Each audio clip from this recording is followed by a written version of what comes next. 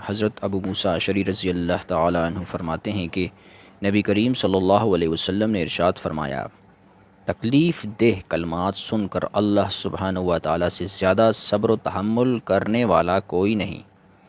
لوگ اس کے لیے بیٹا تجویز کرتے ہیں، وہ اس پر بھی ان سے انتقام نہیں لیتا بلکہ ان کو عافیت بخشتا ہے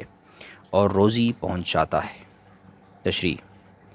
رب قدوس کی ذات اس سے پاک اور بالا تر ہے کہ کوئی انسان اگر اپنے قول و فعل سے اس کو تکلیف پہنچانا چاہے تو وہ کامیاب ہو جائے، یا کوئی آدمی اس کو نقصان پہنچانا چاہے تو اسے نقصان پہنچ جائے۔ اس لیے یہاں یہ نہ سمجھنا چاہیے کہ واقعی اللہ تعالیٰ کو انسان کے قول و فعل سے تکلیف پہنچتی ہے اور وہ صبر و تحمل کرتا ہے، اور نہ اس حدیث کا مقصد اس بات کو ظاہر کرنا ہے۔ اصل منشا انسانی دل و دماغ کو جھنجھوڑنا اور عقل و شعور کو بیدار کرنا ہے کہ جب اللہ سبحانہ و تعالیٰ کی اپنی بنائی ہوئی مخلوق، اسی کے پیدا کیے ہوئے انسان، اسی کے خزانہ قدرت سے مستفید ہونے والے لوگ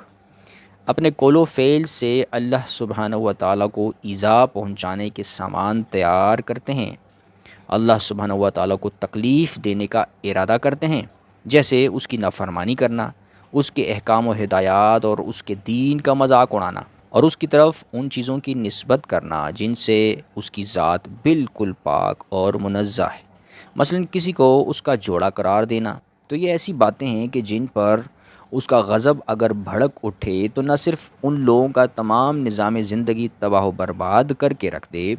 بلکہ پوری کائنات کو ایک ہی لمحے میں نیست و نابود کر ڈالے۔ مگر اس کے برداشت و تحمل کو دیکھو کہ وہ ہر چیز پر قدرت رکھنے کے باوجود کوئی انتقامی کارروائی نہیں کرتا، کسی کی روٹی روزی بند نہیں کرتا، کسی کو زندگی کے وسائل و ذرائع سے محروم نہیں کرتا۔